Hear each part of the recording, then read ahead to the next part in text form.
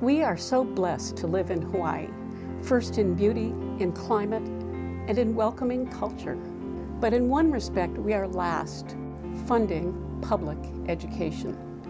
1,000 classrooms will go without a permanent teacher this year. We have the highest turnover of teachers in the nation. Native Hawaiian students are the most likely to lack a qualified teacher in their classroom. This is distressing, tragic, and ironic.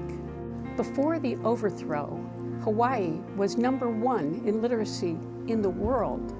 Fund Our Hawaii Schools Coalition has been founded to pass the constitutional amendment to fund schools, to ensure that revenue flows to the schools, and to see that each student has an education that is relevant to today and engaging.